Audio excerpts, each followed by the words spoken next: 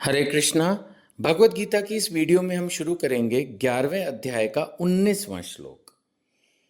अब हम पढ़ेंगे अर्जुन जी, कई श्लोक हम पढ़ेंगे इसी एक वीडियो में। तो हम देखेंगे कि अर्जुन जी जो बातें कर रहे हैं वो करीब करीब रिपीट हो रही हैं। तो प्रभुपाद जी लिख रहे हैं, जब कोई आदमी बहुत भयभीत होता है तो वो कई बार या बहुत ज़्यादा रोमांचित होता है तो कोई बार एक ही बात को बार बार बोलता है। तो इसमें कोई दोष नहीं है। मतलब आपको लगेगा कि हाँ ये बता दिया।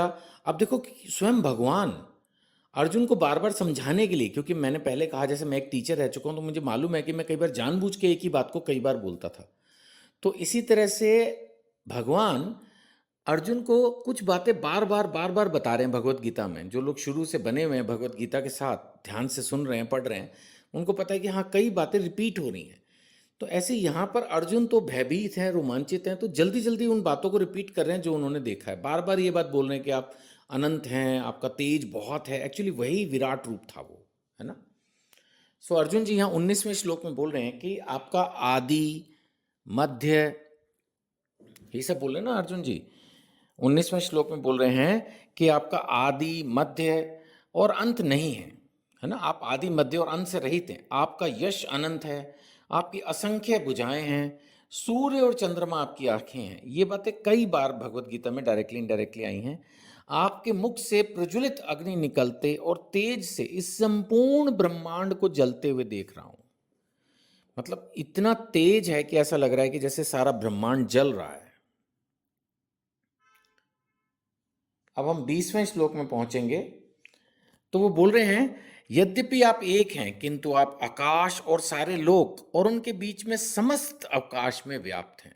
यानी पूरे आकाश में भगवान ने अपना विराट रूप दिखाया। हे महाभाव, आपके इस अद्भुत और भयानक रूप को देखकर सारे लोग भयभीत हैं। अब नेचुरली इतना कुछ आश्चर्यजनक हो जाएगा तो जितने भी देवी देवता हैं और लोग हैं, सब कुछ हद तक भयभीत भी हो रहे हैं। अब हम पहुंच रहे हैं 21वें श्लोक में। देवों का सारा समूह आपकी शरण ले रहा है और आप में प्रवेश कर रहा है। उनमें से कुछ भयभीत होकर हाथ जोड़े प्रार्थना कर रहे हैं। महर्षि और सिद्धों के समूह कल्याण हो कहकर वैदिक स्त्रोतों का पाठ करते हुए आपकी स्तुति कर रहे हैं।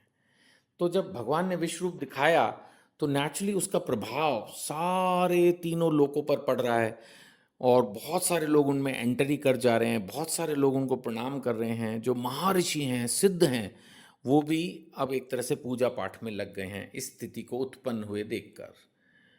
22वें श्लोक में वो कह रहे हैं कि मैं क्या देख रहा हूं, शिव के विविध रूप, आदित्यगण, वसु, साध्य, विश्वदेव, दोनों अश्विनी कुमार, मरुदगण, पितृगण, गंधर्व, यक्ष, असुर, सिद्धदेव, ये सब दिव्य। मतलब जैसे इस धरती पर तो हम देखते हैं कि पशु, पंछी, पेड़ और हम लोग हैं, है ना, मोटा माटी, जलचर, थलचर ऐसे बोल देते हैं। बट जो बाकी के दिव्य प्राणी हैं जिनके बारे में हम कथाएं पढ़ते हैं, वो सब के बारे में वो बोल रहे हैं कि शिव के विविध रूप, आदित्यगण, वसु, साध्य, विश्वदेव, दोनों अश्विनी कुमार, मरुदगण, पितृगण, गंधर्व, यक्ष, असुर, सिद्धदेव, सभी आपको आश्चर्यपूर्वक देख रहे हैं। आप में से हो सकता है कुछ भक्तों को ये जिज्ञासा हो कि ये कौन है, मैं इनके बारे में और जानना चाहता हूँ। तो आप इन शब्दों को गूगल कर लें, आपको इसके बारे में ज्ञान मिल जाएगा। अगर आप मेरे से पूछें क्या हमें इनको जानने की ज़रूरत है, तो मेरा आंसर होगा नो। आप इसको श्रद्धापूर्वक पढ़ें और आगे निकल जाएं। हमें बेसिकली भक्ति कैसे करनी है, कृष्ण को कैसे पाना है, ये ज़्यादा अच्छे से समझना है भगवत गीता से। इसलिए प्रभुपाद जी ने भी इस पर कोई टीका टिप्पणी नहीं की, वो भी आगे बढ़ गए। 23वां श्लोक। 23वें श्लोक में वो बोल रहे हैं कि हे महाभाव, आपके इस अनेक मुख, नेत्र, बाहु, जंगा, पांव, पेट और भयानक दांतों वाले विराट रूप को देखकर देवतागण सहित अनेक लोग अत्यंत विचलित हैं और उन्हीं तरह मैं भी हूं। यानी वो बता रहे हैं कि इतना कुछ देखकर तो देवता तक विचलित हो गए हैं, मेरी तो क्या ही स्थिति है।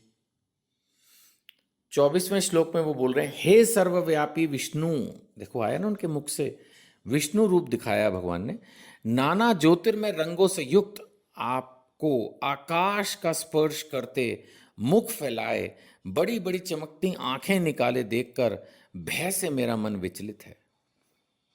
परम भक्त हैं, भगवान के सखा हैं, हमेशा से साथ हैं, फिर भी ये रूप देखकर तो वो भी विचलित हो गए हैं। मैं न तो धैर्य धारण कर पा रहा हूँ और ना मानसिक संतुलन ही पा रहा हूँ। एक बार तो अर्जुन जी भी हिल गए हैं, है ना। अर्जुन जो कि उस समय के सबसे मजबूत योद्धा थे, वो भी भगवान के इस रूप को देख के दिव्य नेत्र पाने के बावजूद, ये कहने के बावजूद कि तुम मेरे मित्र हो, मेरे सखा हो, फिर भी अर्जुन जी को भी डर लग रहा है। 25वें श्लोक में हम पहुंच गए हैं। इसमें वो कह रहे हैं, हे देवेश, हे जगन्निवास, आप मुझ पर प्रसन्न हो। ये भगवान से नेचुरली हम स्तुति करेंगे तो यही बोलेंगे। मैं इस प्रकार से आपके प्रलयाग्नि स्वरूप मुखों को और विकराल दांतों को देखकर अपना संतुलन नहीं रख पा रहा। पिछले श्लोक में भी उन्होंने बोला कि मैं मानसिक संतुलन नहीं रख पा रहा, धैर्य धारण नहीं कर पा रहा। इसमें भी बोल रहे हैं कि आपके जो ये मुख है और विकराल दांत हैं, इसको देख के मैं अपना संतुलन नहीं रख पा रहा और मैं सब ओर से मोहग्रस्त हो गया हूँ। देखो, अर्जुन ने शुरू में ही बोला कि मेरा मोह चला गया है। खैर, वो मोह दूसरा वाला था, और अब फिर से वो बोल रहे हैं कि ये रूप देख के मैं उन खुद तो उन्होंने कहा था कि मुझे दिखाओ, है ना। अब भगवान ने कहा देख ले भाई, मेरे हजारों, भगवान ने शुरू में क्या कहा, अर्जुन तुम मेरे सैकड़ों हजारों रूपों को देख, ये ले भाई दिखा देता हूँ। तो भगवान ने अपने भक्त की बात को पूरा किया, लेकिन अब वो अपना मानसिक संतुलन नहीं रख पा रहे, हृदय में धैर्य नहीं रख पा रहे, है ना, और बोल रहे हैं मैं सब ओर से मोहग्रस्त हो रहा हूँ। खैर, भगवान के दिव्य रूप के अर्जुन के माध्यम से हमें भी दर्शन हो रहे हैं। इसके लिए अर्जुन जी का भी धन्यवाद, प्रभुपाद जी का भी धन्यवाद, उन्होंने एक्सप्लेन किया। हरे कृष्णा।